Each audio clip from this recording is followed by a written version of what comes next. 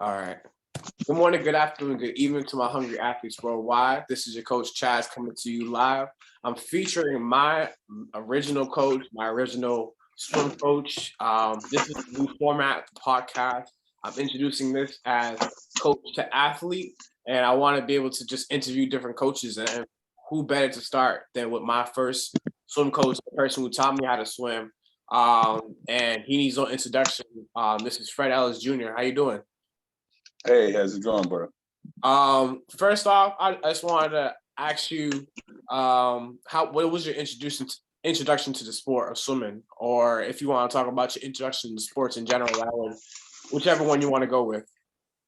You know, how I got into swimming it was crazy. I was in the Boys and Girls Club when I signed up. That was about 6 years old. Mm-hmm. That was a long time ago. What year was that? And you know, I really wasn't into swimming because I couldn't really swim at that time. 6 years old. And I got went to the day camp and stuff, and for them to teach you to swim was unorthodox back then because they just threw you in the water. Yeah. He said, "You swim or sink?" I said, "Okay," you know. And that was their method of swimming, teaching swimming back then. I just knew I had to do better because that wasn't acceptable to me. Even as a kid at 6 years old, I said, "This has to be a better way." Mm-hmm. And there was really no real programs on teaching, especially with Black kids, how to swim. So, it was either I learned, through just watching and observing other things, other people, or I would never have learned to swim. Period. To your truth, Mm-hmm. it was a trial and error thing. But yeah, just got involved in it. Something I needed and wanted to do after that to progress further.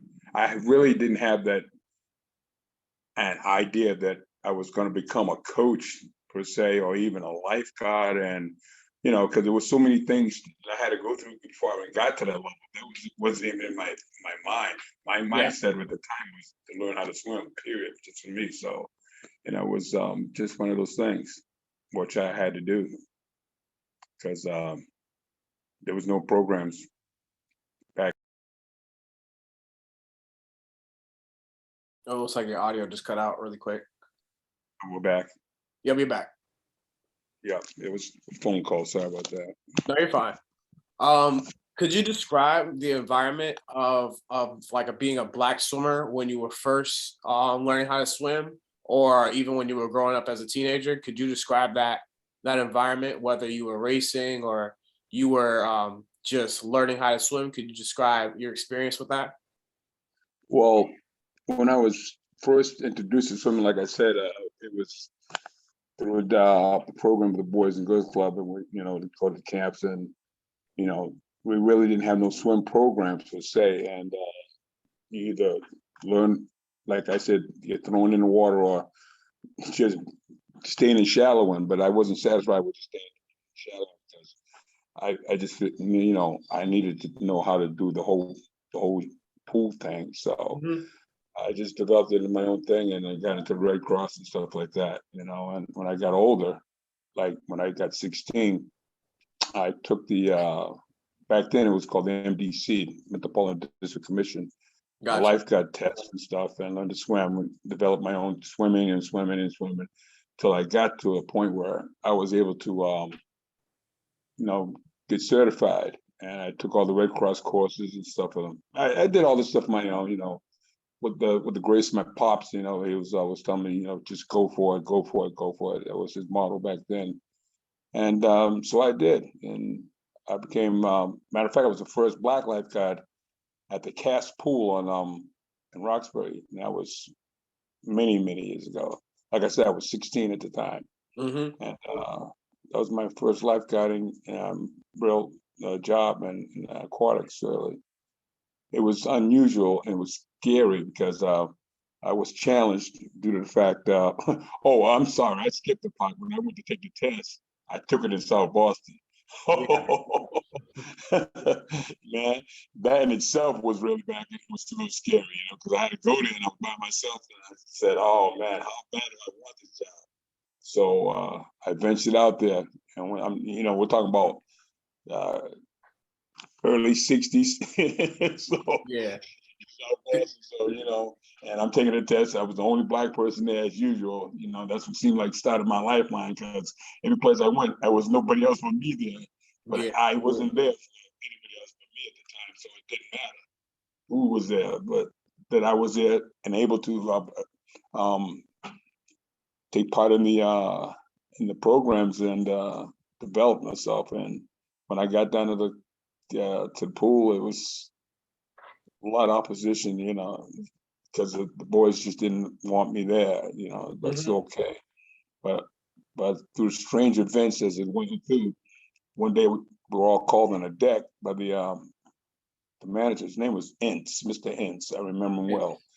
And he said to everybody, we're standing there. There was like 5 other guys, all white guys, bigger than me too. Right? I want everybody to show me the certification of this, that, and everything. And, at that point, I was the only one standing with my hand up, showing my certification. And he said, "Well, you're going to be the head lifeguard." They did not like that. They did not like that at all. And they failed to show up for work after that. And the pool didn't open up for weeks later because I was the only lifeguard on duty. Wow. They weren't taking orders of me under new circumstances. They rather just give up the JLB and go someplace else. And they did so. So, hey, that just showed me right away what it's all about. But if you don't have the certification or the technical know-how or the education in that particular field, you're not going to go anywhere. So that proved to me beyond a shadow of a doubt, my doubt, that I could progress further in this particular field. So I did so. And from that point on, I just started looking to do other things in aquatics and Red Cross and safety and, fire services and the whole 9 yards. And they just wanted to improve and improve on every level possible. Once when I got the job at the YMCA, say for instance, when I ran into you, you were only a baby. I remember something she used to call you. What was that thing she used to call you? Oh yeah, nothing personal, but you were a chunky monkey. Oh yeah. Yeah, I was definitely a mom's sucky monkey for a while. Little small fat kid. I said, I said, yeah, he's gonna take some work, but we can get him in there. And I ended up losing all that too. I was 9-10 years old. Yep, it took off from there, and it was all good from there on. But and I when they got there, started developing a team, which we couldn't exactly have a team because first of all, we had no real coach. I wasn't a real coach, wasn't certified, and under the rules of the YMCA, you got to be a YMCA coach. At the time, that was the thing going on. YMCA coaches, so there was no courses in Massachusetts for YMCA coach training. I said, you got it. And what year was this? Back in when you were swimming.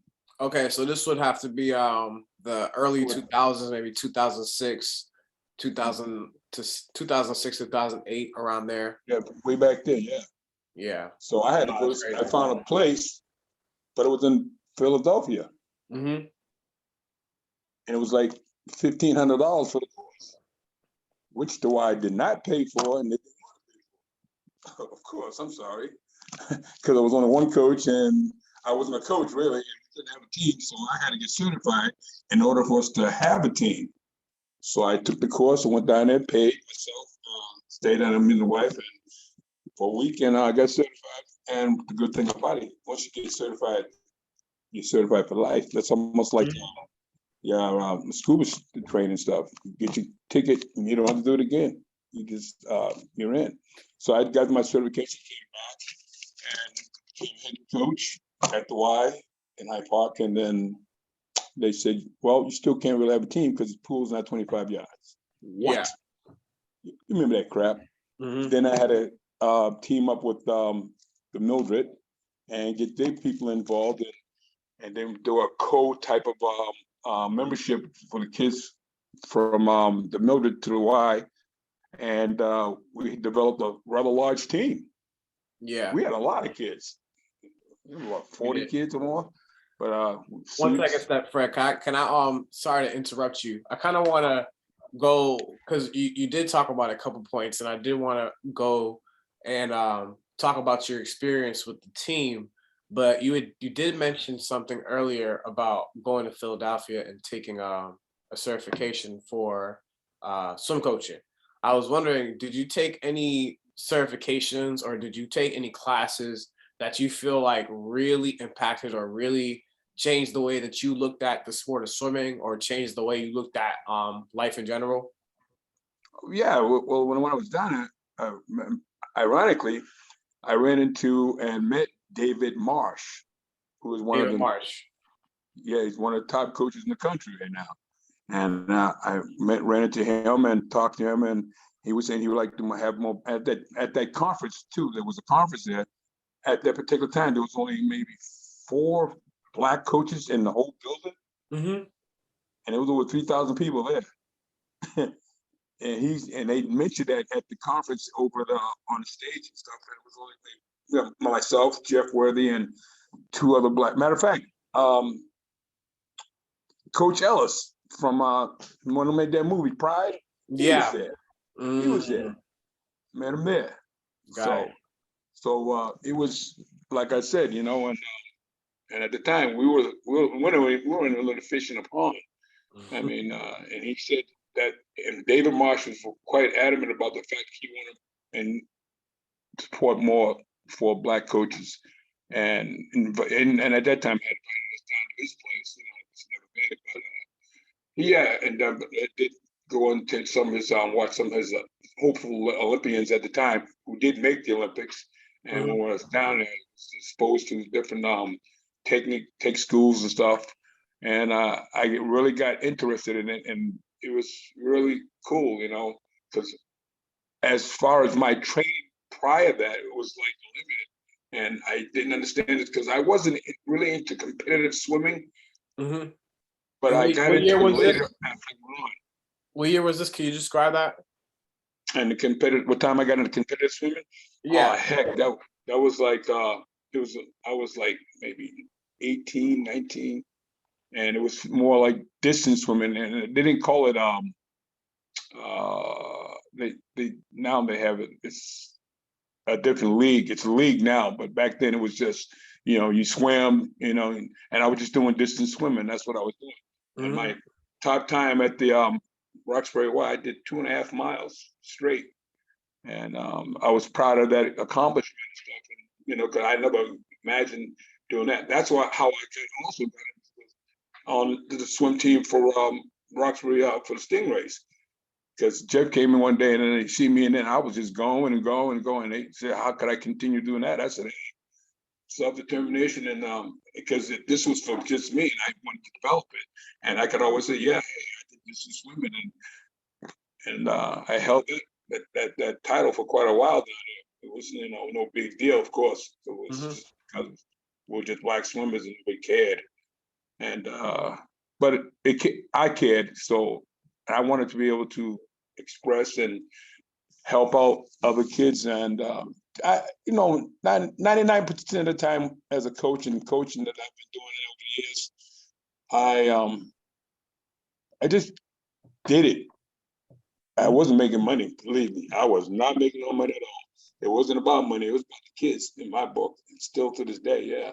I mean, I don't have to work or do anything, but to me, payment is seeing the kids win, develop mentally, physically, psychologically.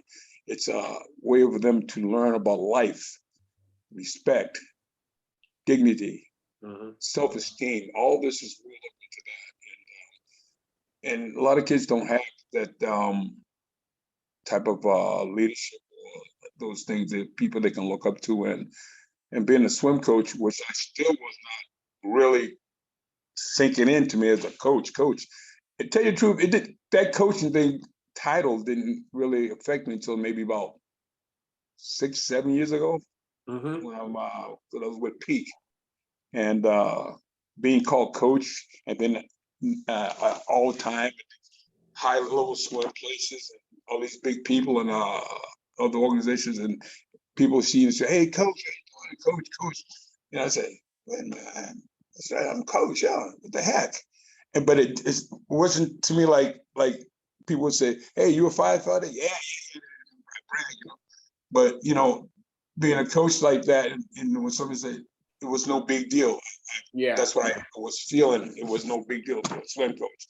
But over the years of actually participating in different programs in different places and meeting thousands and thousands of kids and other coaches, and man, I like I said, when I worked for Peak for all those years, I went from state to state, city to city, town to town.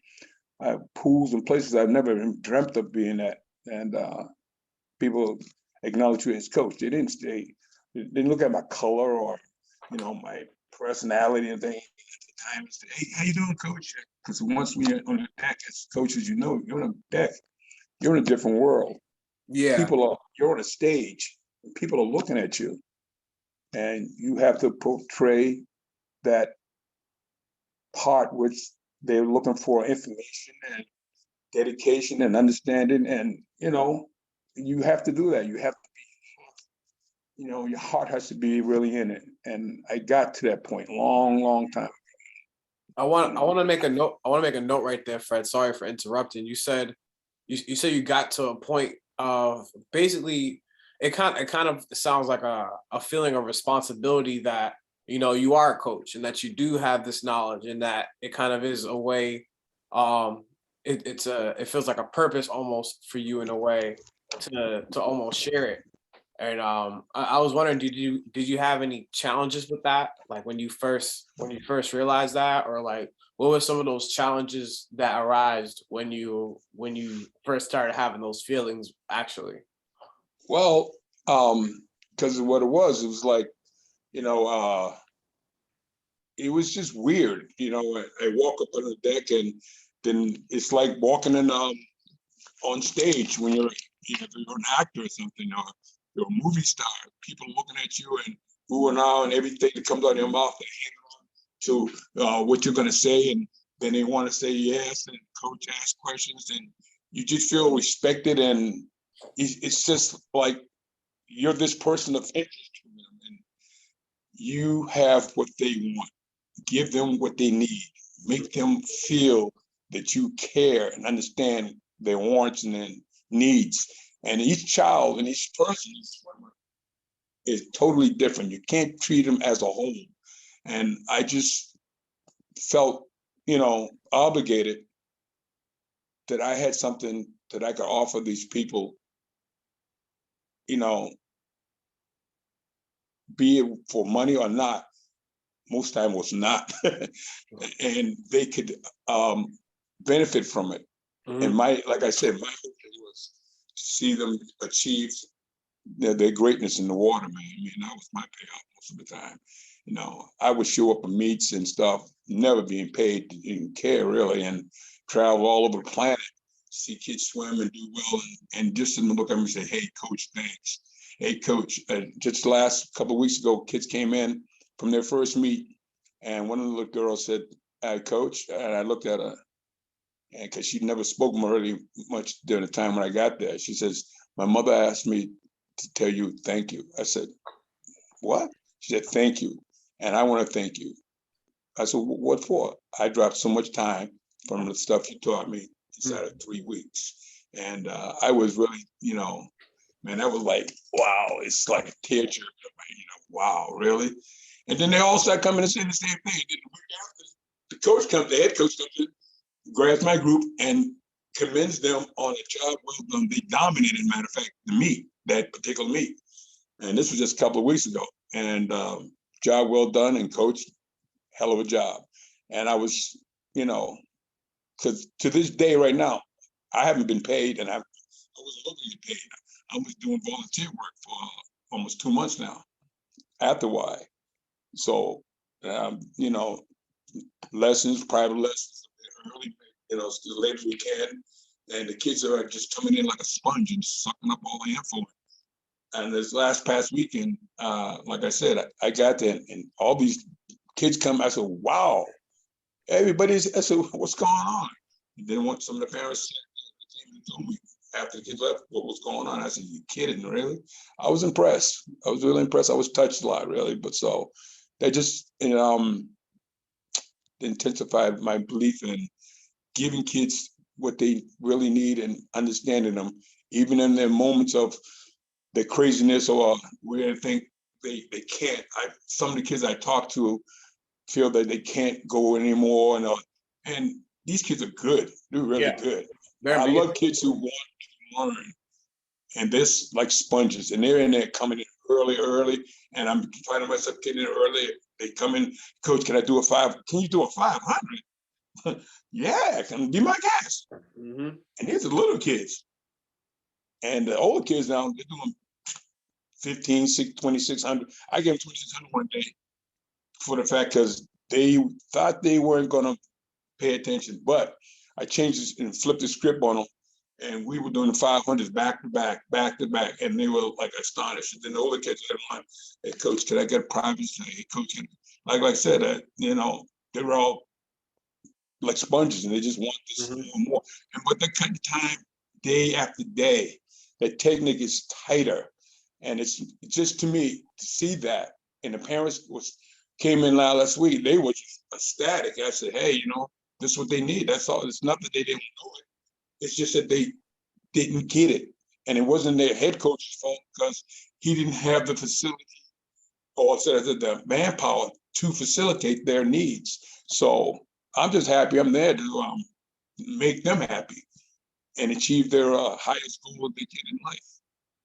In the aquatic world, and a lot of them want to go to. There's so many of them who want to go to college to swim. I was surprised. A good amount of them. Some of them are already looking at schools. Yeah. Do you have any swimmers, whether you swim with them right now or you coach them right now, or from your past, that you feel like have really affected you, or swimmers that might have gone to that level, to the college level, or even further? Yeah. You. I was hoping you said hopefully. Yeah, of course. Yeah, man, you were like a protege. Come on, cheers. I didn't make it to college swimming, but I no, but you made it to college because you could have went the other way, boy. You could have went the other way. But you put your foot down and you stuck with it. And your mom was all over you like a cheap suit. And hey, I knew you had it in your heart and soul, man. And your brother turned out great. You guys turned out great, and I'm proud to know you. But yeah, you went in there. I talked you into being a swim coach. I said, this ought to be great. Yeah, no, I still got a lot to learn. I still have a lot to learn. Yeah, hey, that's the whole thing. And every day we all still learn. A lot of people, you can't teach an old dog new tricks. Oh yeah, you can. That old dog wants to know them new tricks and keep up with the times. And you can't keep giving out the same old information. That's the whole thing. You have to be on point. Oh, sorry. No, it's all right. I got to change my doggies. One standing there waiting to be petted, and the other one to be petted. So it's like kids. You can't do one without the other. Yeah, I see. I believe. So yeah, but and I have some other kids who are swimming with me now. Who used to swim with me on other teams. I have like 4 of them, and they're top-notch swimmers. And one parent called me and said her daughter's been waiting for 2 to 3 years to bring her so I can get a pool because she stopped swimming because she didn't want to swim with nobody else. Yeah, and she was Olympic bound. The good thing is she's just 15 now. Okay, so I call the mother. She's Chinese and she's really good. I have some other foreign kids and people come from out of the country. Bless you. Who come up every year just for private lessons, and I get it every time, and so it's a good thing. And I realized it's what I achieved in the learnings, in my learnings was to use that and give it to people who need it, who want it. And I don't see any, my thing is, if I walk into a pool, this is what happens a lot. I walk into a pool and I do it now. I see people who are swimming or learning to swim, trying to swim, and instructors or those people who are learning to be instructors, teaching. I would. Oh, looks like you cut out really quick. Okay, we're back. Gotcha. Call. I would tell them, say, hey, bro, listen, let me tell you something. Once you do this, and then once you do that, and that will give you a better team. And these guys, every time I walk in the door now, one of them say, hey, coach, hey, Fred, hey, can you, do you want, I got this, I got a class, I got this. I feel honored to give these guys information, techniques to help them better themselves, to better the people they're training. It feels so good, you know, I got 5 to 6 of them every guy, and they all want to be instructors. And see, the thing is, people don't understand. Everybody thinks that a lifeguard can teach. No. Each level of aquatics is achieved by classes and certifications. You know, lifeguard is one thing. Okay, his job is to take care of the pool and people in the pool and overall safety. Then you have an instructor. He be just a water safety instructor, assistant, or someone in training. Yeah, but people how to swim, possibly. Yes, but everybody doesn't know the strokes, so you can't just assume that he's a lifeguard, he knows the strokes. That's not the truth. And a lot of people, even people, well, once you teach swimming, you're a lifeguard. So what you want me to teach them? How to swim? How's that? They don't have a clue. And that's why we have a lot of lifeguards that don't know how to swim. Yeah. You have coaches who can't swim. Yeah. You know what I'm saying? You have coaches who can't swim. You have officials who never are afraid to get in the water. So what are you talking about here? You know? So my philosophy is, if you're going to be a swim coach, you should have some ability to swim. Oh, for sure. You know? I mean, beyond just the little life safety courses they think. No, that's not swimming. I mean, that's a safety course. That's more for a lay person. I'm talking about actual swimming experience. Can you do a 500? Can you do a 200? Hey, I understand that.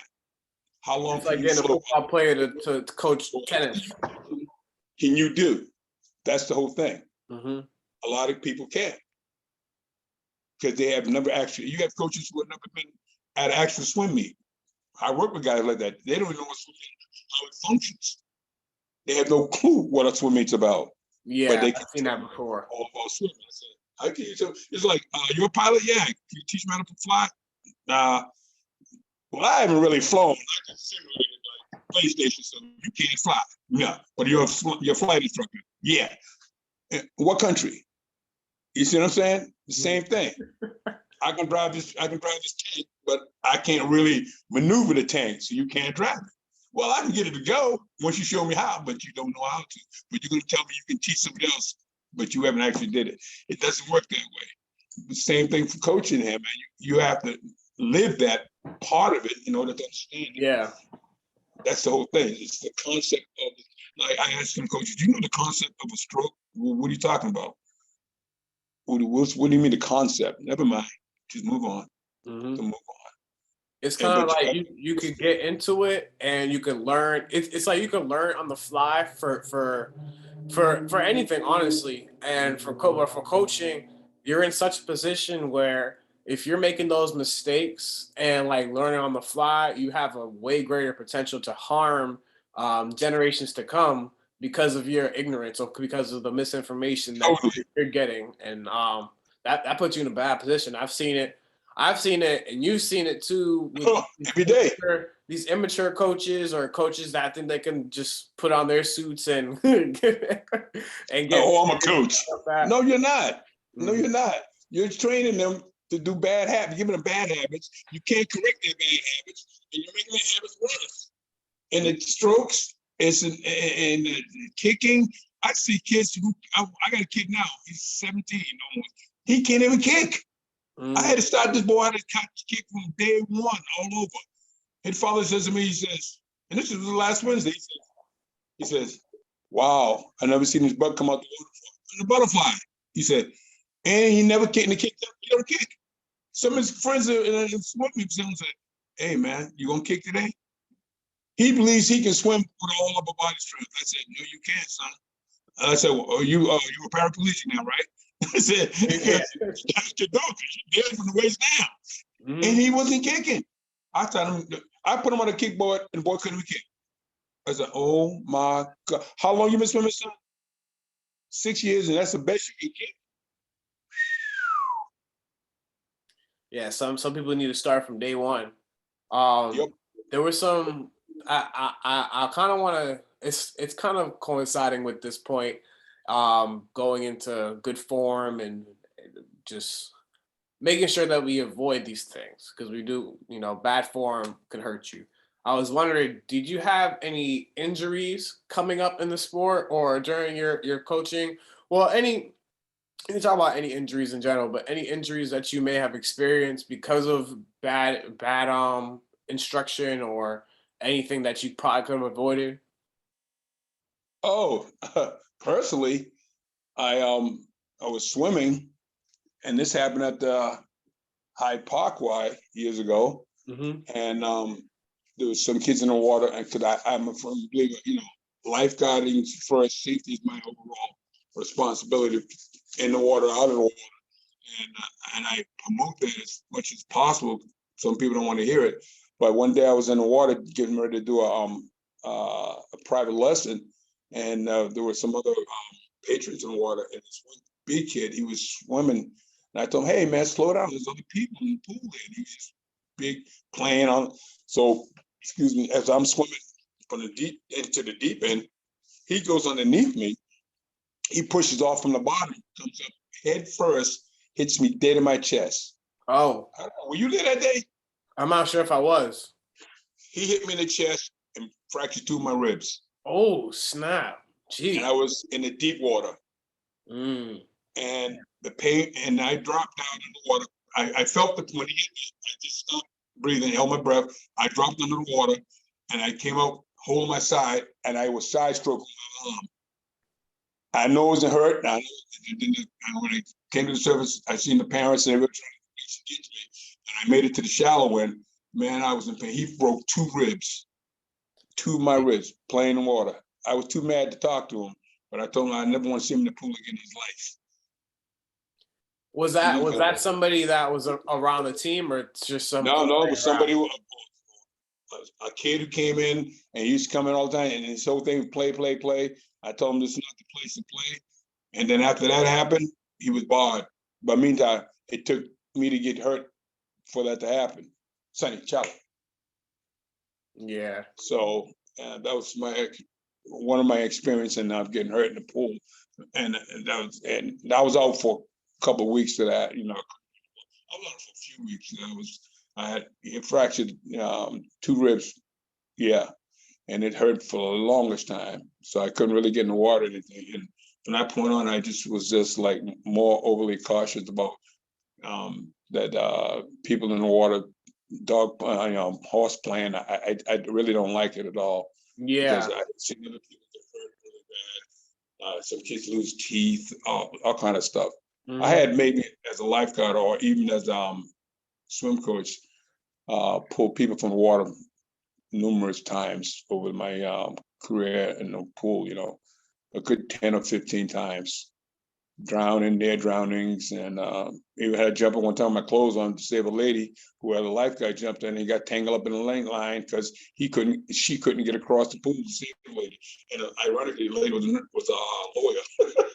Oh no. I said, oops, here we go. Mm-hmm. So yeah, but that was my bad experience getting hurt, And as far as my worst experience is when I was in the water, but it wasn't swimming. I was scuba diving for the fire department, and off the shores, Boston Harbor. We're doing bomb checks at the time of search and rescue.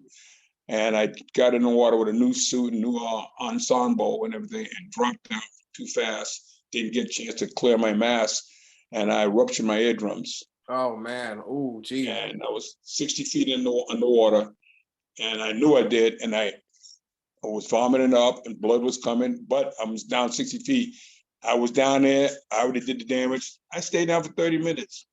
It's after I came out to take this up. Oh my goodness. Whoa. You can see all the white stuff coming out of my ears, blood and everything. But I was out for like 2-3 months after that. But I think that was my worst. But I learned how to handle the event of a real emergency because I should have possibly drowned because the fact is I swallowed blood, but I was able to vomit, keep my mask on and my regulator, and just relax, not panic. Yeah. Panic is the number one killing tool in emergencies. People panic first, and if they had, and I know it's hard sometimes to think about a possible way of not hoping this turns into a bad thing, but some means of it's all comes down to training too. You know, I've been trained so many things for all my life. Before I've seen them, so I think, yeah, heck yeah. You know, from the time I was in the Army, then the Air Force, fire department, all these medical places. Heck, I was even flying with F-15s. I was in the Air Force. I had pull-ups, hemorrhoids, and oh boy, yeah, I can go on and on. But training is the primary thing in helping you to prevent real bad emergencies. There's And definitely even when I was at 9/11, the same thing. So it's a lot of training, and if you're constantly training, lifeguarding and water safety, you're training. And I always online looking at other different techniques and stuff. And my old school stuff, I look at it and I bring it up to the front line sometimes. Because you have to sometimes go back to old school to make the kids understand. Old school, new school, they run together. You know, just like re-educating yourself and them. And you take some of the old stuff and turn it into new stuff. And what old stuff might work better for some kids versus the new stuff for some kids. Because like I told you, all kids don't learn the same. And more kids are more visual now than they ever were. You know, sometimes, most of the time, even when I'm doing kids, I do evaluations. I ask them, "You ever seen yourself swim above, below?" No. Once they look at themselves, they say, "What the heck?" I said, yeah. "That's you. What do you think? Am I doing that?" I said, "It ain't me." I said, "Who's your twin brother? Your twin sister?" They just can't believe it because they think they're doing everything right. No, I said, this is what I'm looking at. You tell me what's wrong. Oh my God, Coach, can I fix it? Yeah, you can. But you have to see you to believe you. And this is what it is. Visual teaching. And sometimes it can be done by just self-correction. And the kids look at it and say, oh man, I thought, let me do it this way. You know, and my biggest thing to a lot of kids is stop saying the word. To me, I tell them it's a swear. When they say it to me, they're swearing to me. Well, I'm going to try. I said, you know what? They're going to cost you a whole lot of push-ups. You don't try nothing. You either do it or you don't try it. Try it to me is like saying, well, I'll do it. Well, right. I don't care. You know, that's what it is. Like, whatever. Same way, you know, but don't try it. Do it. Don't tell me, oh, Coach, I'm going to try it. No, you're not going to try it. Like, get out and give you some push-ups. So what you going to do? I'm going to do this, Coach. I'm going to do this. Just do it. Don't tell me you're going to try it, because trying don't cut it with me. Because that's not putting 100% of what you want. I want 130. And I tell her, I have high standards, and I always raise the bar because that's what you need to be. You can't be on basic standards. High on the bar. Let's get up there. Push for the goal. Push yourself. Challenge yourself. Don't say I can't. Don't say I might. I'm not going to. I don't think I can. Don't. How do you know it until you actually do it? Then making decisions. I like this point right here where you're talking about just pushing to like 130. There was a couple points you did talk about where you had described a little bit of your scuba diving experience, which I do want to talk about later. And if we don't get to talk about it in this conversation, maybe we could set up another conversation possibly too. But you talked about your scuba diving experience, a little bit of your military experience, and just like a 130% mentality. I wanted to hear a little bit more about. I wanted to hear more about this. Whether you, what do you feel like you adopted that mentality of like go further? Because as we both know, it's not necessarily something that you're born with. You know, it's something that you forge, something that you're made through, whether it's just through like, especially just being Black, you know, through our experiences being the only person in the room or being the only person that is in that leadership position. But could you describe actually I want to let's bring it to your military experience. Could you describe your introduction to your military experience? Well, that began, wow, back in '74. Okay. Well, when I came of age, my father was always a firm believer in being a veteran himself. You have to sign up for the draft. At that time, the Vietnam conflict was so. Once I got to age, I did my went down, signed up, to enlist.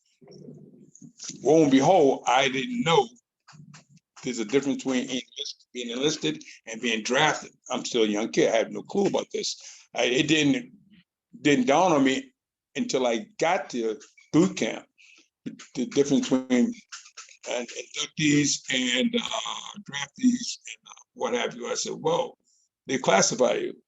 Now, those who volunteered were treated totally different. Hello? It was like summer camp. I said, what is going on? Oh, you guys get to go to the movies tonight. And I said, the movies? Oh, yeah, the movie theater. You guys got free popcorn. Everything was free. You know, so maybe a couple hundred guys watching movies and stuff. Meanwhile, we always got us training and stuff. And then we come out at the movies over laughing, giggling. And these guys are actually doing training. We chilling. And somebody said, well, what's going on over there? Why aren't we doing that? This guy said, oh, those are drafted. Those are guys who've been drafted. The draftee is what? Oh, you guys enlisted. That's why you're over here. And the USO show and all that. They weren't giving it to those other guys. Those guys were looking to get out. I said, oh, so they had to be brought in. Oh, okay. Then I understand. I understood it. Then the way of life for draftees and enlisted were and volunteered was totally different. So you enlisted, you were in a different category. They didn't even bunk us together in different places. They, they would have so many volunteers and have so many draftees in a company, and they still classified you when you were there. But when I went in, by the time I got there, I was home trained. My mom and dad already had me prepared for it. I was a Cub Scout, a Boy Scout. I was almost on the road to my Eagle Scout certification. I was a cadet as a paramedic, military organizations through the Veterans Association. I was in different drum and bugle corps. So I was already privy to the military way of life because my mom's and father ran it like the military. There was 7 of us, so we had a stiff but stern way of being brought up and understanding and staying out of trouble. Back then, trouble was really easy to get into. And my dad said, "You got 2 choices: see me or see somebody else." I said, "Oh, I'll see you because somebody else is gonna get me in trouble." He said, "You get in trouble, don't even call home." What? So, to me, I'd rather be a live chicken than a dead hero because my father was not no joke and I didn't push his buttons. I believe everything he said, I listened to because, I don't want to be that product because they were back in the days when you said something, did something, or when your brother did something, everybody paid. I said, wait, I wasn't here. Should have known about it. Oh, you should have known. So military to me was a summer camp. And I thrived a lot and I developed. I mean, the military life to me was just like, hey, my mom's and dad had trained me for years. And my mother, I remember saying, when you get out into the world, you're going to have all the training you need to survive in this world. And she used to instill that into us all the time. With the church, the day, choir rehearsals every day, we had the church. And hey, we didn't have time to get in trouble because we were too busy with Sunday school, Boy Scouts, Cub Scouts, camps, Bible school. And we didn't have time to play. We played once in a while when the lights went up, you in the house. And that was it, But military, it was to me, it was awesome. I really enjoyed it. I got there and I had a problem with my leg. I always had that problem. And I had varicose veins. And I went to the medical doctor one day and he said, son, this is your ticket home. He said, you can be out there tomorrow. I said, what? Now, this is after 6 weeks of training almost. Boot camp was 7 weeks. He gonna tell me now I can get out of the medical because my leg is hurt. Now it's gonna get worse. I said, excuse me, sir. I've done 6 weeks. I got one more week. I'm not going nowhere. I'm staying right here. Yeah. Lo and behold, that I realized in the next room was my my commander. He heard what I told the doctor. I got back to the building, and he called me down to the CQ room, to headquarters, and he said, "I want you to do something." I said, "What's that, sir?" And I reported it, and he says, "I was at the doctor's when I heard him tell you that, and you told him that." And I thought he was about to chew me up. He says, "I want you to be a squad leader." I said, "What?" He said, "But here's the kick. You go tell your squad leader you taking his job." I said, "Huh?" And the dude who was my squad leader was twice my size. He told me to go tell him I'm his boss now. I said, okay. So I went back and told the dude, I said, and I remember his name, John Mann's big brother. He said, I told him, I said, look, CEO just told me to tell you that I'm not taking command and I'm in charge. He looked at me, what are you talking about? I said, I'm now the squad leader. So he took his stripes off and gave it to me. He says, congratulations, brother. And he was my backup man from there on. Anything I said, man, handle it. And this dude was twice my size. And I had the best respect for them brothers from there. And then I went to, when I got the OCS, AIT, called Advanced Individual Tactical School. I was assigned assistant class leader. There's a class leader and a class leader. There's like this, acting sergeant. And I got my sergeant stripes, which means I was in the back of the pack. And the class leader, who was the sergeant, he was in front of the platoon. So something happened. Well, he was white and I was black, of course. You didn't want to give him a black guy no front spot. He kept messing up. And one day the company commander came in and said, he dismissed him and he said, Ellis, you're now company platoon. What? I said, how did that happen? Get up here, you're in charge. Man, they gave 2 promotions out at the graduation, either top graduate or your class leader. I got top honors in graduation, and awesome. It was unbelievable. I still got the plaque and everything like that. I was a distinguished graduate from then they offered me the OCS, Officer Candidate School. I said, wow, I never thought about this. I made the colonels orderly because my mother taught me how to iron clothes, and uniforms had to be starched. Man, my clothes were so starched, you could stay my pants up, they would walk by themselves. Too and clean, they would pick for the colonel order. My job was just to drive the colonel around all day, do nothing. And then I loved that. And then I became class head, graduated, then the OCS, Academy. And then I got the military, and then I said, boom, I went to the 26 AG, adjutant general. Matter of fact, my station is where EU used to be. What BU is at now, that used to be the National Guard Armory. Gotcha. I used to be an armory. So then from there, after I got out of the academy, I said, wait a minute. I got all this military training, and I'm back in the Army. They're not really paying attention. I heard about the Air Force. I did a transfer. I enlisted in the Air Force. After 4 years, almost 5 years in the Army, I went to the Air Force, and then it was a total different world. So this was about 78 or 80? Yeah, I was the only black on base. I was the only black on that military. This is oldest airfield. There was oldest Air Force base. I was the only black person there. It was still like that. Crazy. Dude, I said, what in the hell? But I loved it. Oh man, I became distinguished and everything else. I was in the 102nd Interceptor Wing. Medical, I was aerospace medicine. I got aerospace medicine. Then I hooked up with guys under the fire department. I was doing fire department training with them on their extrication tools because I was in a rescue in the fire department of Boston. And that's what I was doing. That was normal to me. So I helped train those guys. Then I got into flight. I went to flight school, Pease Air Force Base at 15, got clearance for 60,000. I did all that stuff and came back, started going up on missions with Colonel Judd and B model. B model plane, it's a two-seater. And I used to fly missions with him all the time. So I got full up invoice. And with the guys in the 15s, I got my 15s flight school. I did everything. I went to flight training school in the Air Force, but not the whole thing because I did basic training in the Army. Then I got promoted again. And then, hey, it just took off, man. It was military to me. Matter of fact, and then all my terms, I got 2 obligations. I went to the Army and the Air Force.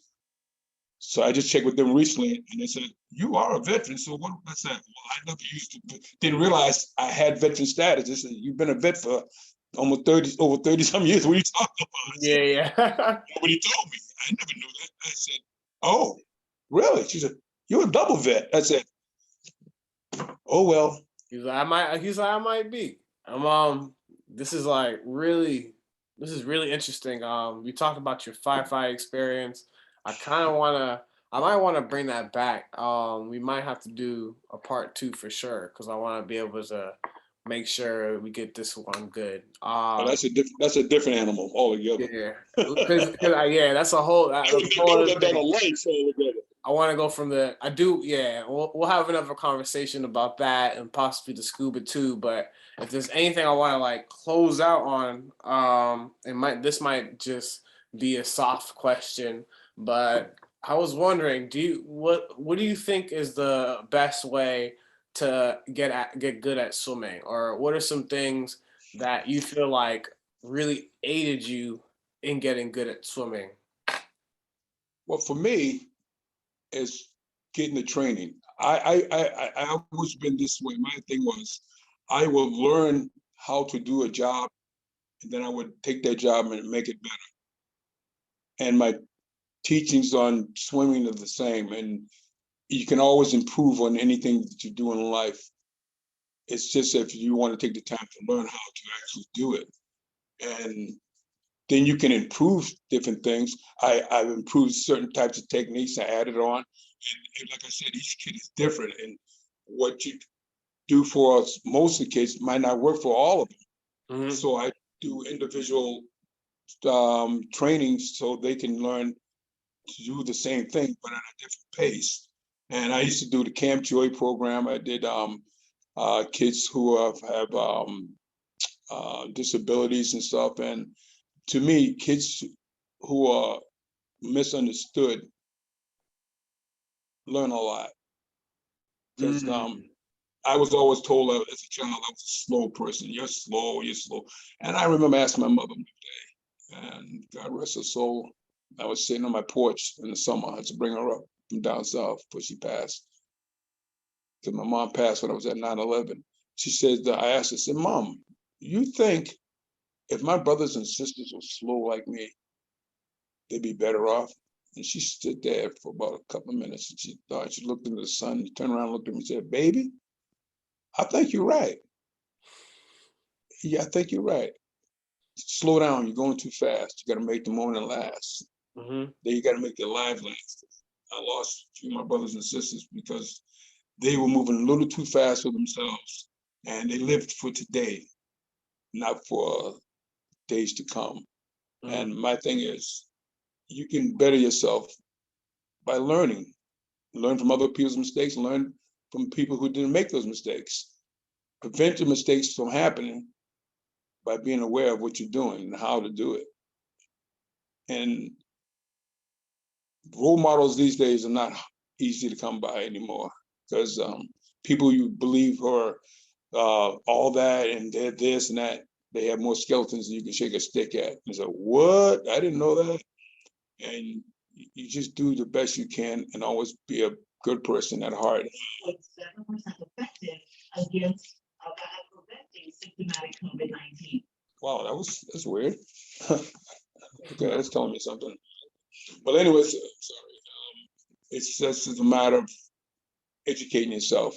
Yeah. Education is the key. on all levels. And in swimming, you have to be somewhat savvy and understanding. And you can't take shortcuts in swimming. That's one of the things I tell the kids, there's no shortcuts to it. You either develop it or you don't develop it. And you Yep. can't take a shortcut. There's no such thing. Yeah, just like in life, it's there's a lot of parallels with the pool and life. It's a amazing sport, and do appreciate you, helping me out in my introduction into it. Hey, you were a gold star, man, in my book. So you achieved the ultimate, and that was to become a good person. Mhm. Seriously. I appreciate that.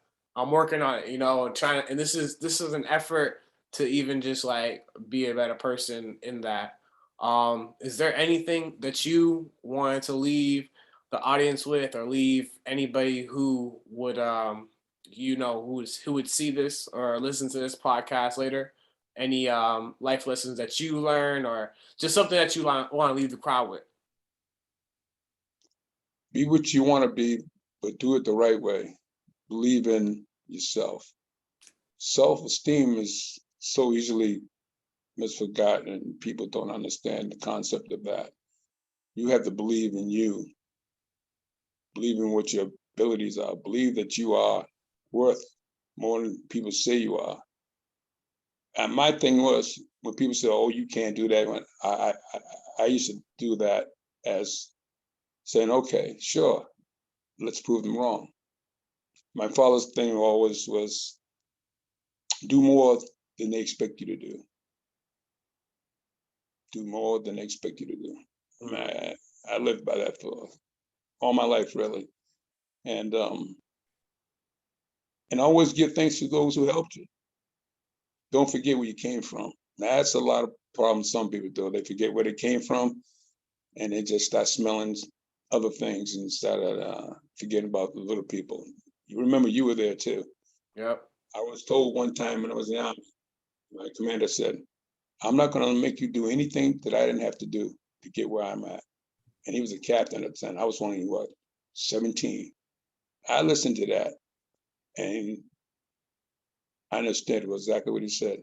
And I tell the kids in the pool, I'm not going to make you do nothing that I didn't have to do, but I'm going to make sure you do it to where you understand it and you make you a better person. I'm not going to beat them up. I'm not going to pound them. Make them understand. Let them understand what it's all about. Explain. Take the time to talk to them. Take the time to listen. A lot of people don't listen. That's the problem too. You have to listen to things, listen to people's problems, because everybody's different in this planet. I mean, I know enough people. I just told the kids the other day, I know enough people starting another country. And that's far from the truth, part of a planet. So, and people perceive you for what you are, what you do, and what you've done. Nobody's perfect. No. And I say, anybody who tell you they know everything, there's something wrong with that picture. Something wrong with that picture. And I'm always going to learn. I always want to learn, because I always want to make sure people understand the right things, the wrong things, the things that can hurt them, things that will help them, people who can help them, how they can help them. Life's short. We're only here for a small time. Mm-hmm. And some people's lives are cut short because they made the wrong turns, wrong decisions. Hey, I was down that road. I know what it looks like. But I'm not going down there because I know the 5 guys on with baseball bats. And ain't going to be no fun coming through there. Yep. But hey, take one day at a time sometimes. Think about what you need to do and how you can get there without hurting yourself or anybody else. Swimming is a stepping stone to life. That's what I feel. Mm-hmm. Amazing. About it, bro. Word. That's all I really have. Really appreciate you, Fred. This is gonna be up on YouTube within the next couple of days. I'm gonna just probably edit it, and yeah, I'm gonna send this your way. I'm about to stop recording. Appreciate you guys for listening. If you like this podcast, subscribe, hit the like button wherever you're finding this at. Go ahead and subscribe. Appreciate y'all. Stay positive, stay blessed. Peace.